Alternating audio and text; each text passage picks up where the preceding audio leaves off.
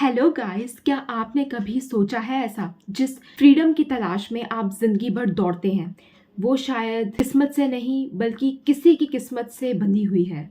उस किस्मत से जो हर महीने आपके दरवाजे पर दस्तक देती है, आपकी सांसों में गिल्टी देती है और हर रात आपको एक गहरी सोच में छोड़ देती है। कब तक? क्या आपकी मेहनत की कमाई, आपके सपने सिर्फ किसी के बैंक बैलेंस का हिस्सा बनकर रह गए हैं?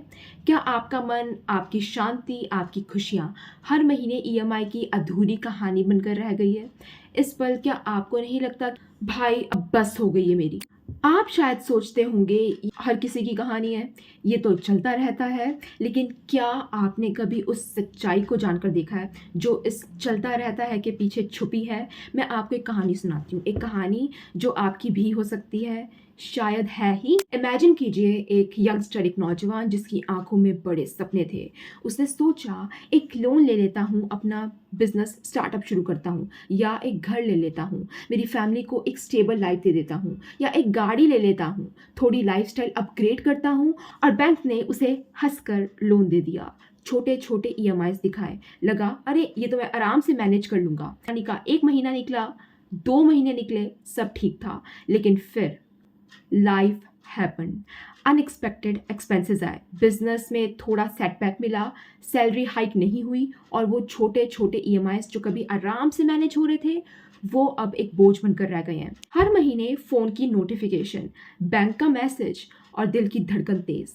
क्या आपने ये महसूस किया है? वो घुटन, वो बेचैनी, जब आपको पता होता है कि आपका पैसा एक एनर्जी, एक ऐसे सिस्टम में जा रहा है जहां से आपको घंटा नहीं मिलने वाला, बस आपकी आज़ादी कम हो रही है। आपकी औकात, आपकी वैल्यू, आपकी वर्थ, क्या वो सिर्फ आपके बैंक बैलेंस या आपकी ईएमआई पेइंग कैपेसिटी तक सीमित है?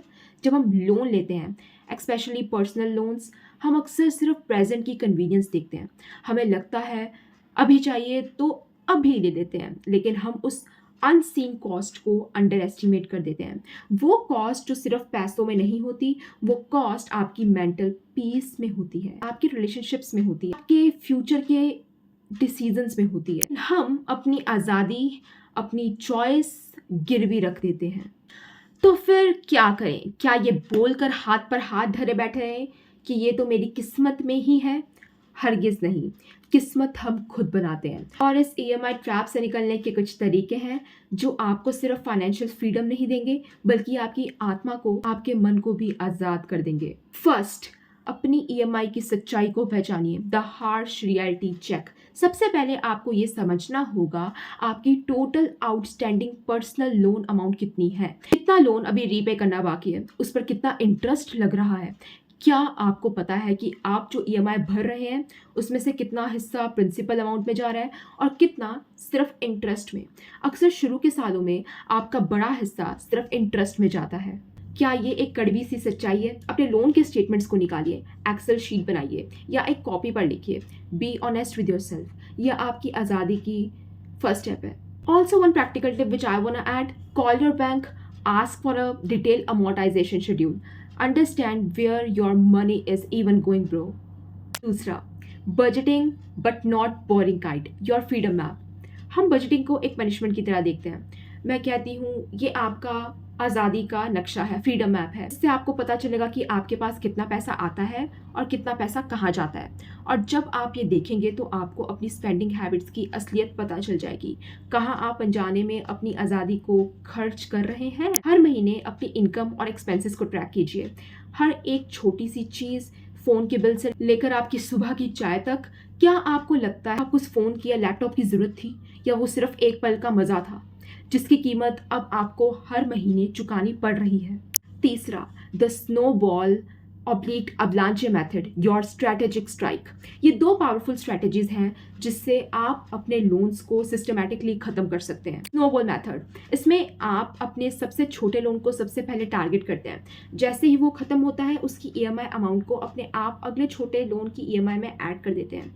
ये आपको एक साइकोलॉजिकल बूस्टअप देता है, आपको लगता है कि आप कुछ अचीव कर रहे हैं। एक एक करके आप अपने लोन्स को ख़त्म करते जाते हैं। I really don't know how to pronounce it, the avalanche method, the avalanche method. इसमें आप अपने लोन को सबसे पहले टारगेट करते हैं जिस पर सबसे ज़्यादा इंटरेस्ट लग रहा है। ये मैथमेटिकली ज़्यादा इफ़ेक्टिव है क्योंकि ये आपके ओवरऑल इंटरेस्ट अमाउंट को कम कर देता है। ध्यान से चूज़ करना, क्या आपको मोटिवेशन की ज़रूरत है, स्नोबॉल, या आपको लगता है कि आप डिसिप्लिन मेंटेन कर सकते हैं और ज़्यादा सेविंग करना चाहते हैं, अवलांच। दोनों ही रास्ते आपके आज़ादी की ओर जाएंगे। चौथा, इनकम स्ट्रीम बनाना, योर तलवार, योर स्वॉर्ड। क्या आपने कभी सोचा है कि आपकी एक ही इनकम सोर्स आपको कितना वनरेबल बनाती है, कितना कमज़ोर बनाती है? अगर वो चली गई तो क्या होगा? ईएमआई का बोझ कैसे उठाएंगे? इसलिए एक साइड हसल या एक एक्स्ट्रा इनकम स्ट्रीम बनाना आज के वक्त में बहुत ज़रूरी नहीं, अनिवार्य है। अपनी स्किल्स को आइडेंटिफाई करो। क्या आप अच्छा लिखते हैं? आप अच्छा ग्राफिक डिज़ाइन करते हैं? आप अच्छे कंटेंट क्रिएशन करते हैं? क्या आपकी कम्युनिकेशन स्किल्स बेटर है? सेलिंग स्किल्स बेटर हैं? ऑनलाइन फ्रीलांसिंग कर सकते हैं? अपने वीकेंड्स को यूटिलाइज करो। याद रखना, हर एक्स्ट्रा रुपी जो आप कमाते हैं वो आपको ईएमआई के बोझ से एक कदम दूर ले जाता है। पांचवा, डेट कंसोलिडेशन। अगर आपके पास मल्टीपल पर्सनल लोन्स हैं जिनकी हाई इंटरेस्ट रेट्स हैं तो डेट कंसोलिडेशन एक ऑप्शन हो सकता है। इसमें आप सारे छोटे लोन से लेकर एक बड़े लोन में कन्वर्ट कर देते हैं, usually with a lower interest rate और एक लॉन्गर रीपेमेंट मेथड। इससे आपकी मंथली ईएमआई कम हो जाती है और आपकी फाइनेंशियल प्लानिंग बहुत ही आसान हो जाती है। लेकिन इसका मतलब ये नहीं कि आपने प्रॉब्लम सॉल्व कर दी। इसका मतलब ये है कि आपको एक फ्रेश स्टार्ट मिला है। इस मौके को यूज़ कीजिए और अपनी स्पेंडिंग हैबिट्स को कंट्रोल कीजिए, वरना आप फिर से उसी चक्रव्यूह में फंस सकते हैं। आपकी ज़िंदगी, आपके चॉइसेस, आपकी आज़ादी। क्या आप इसे किसी बैंक के हाथों में छोड़ने के लिए तैयार हैं?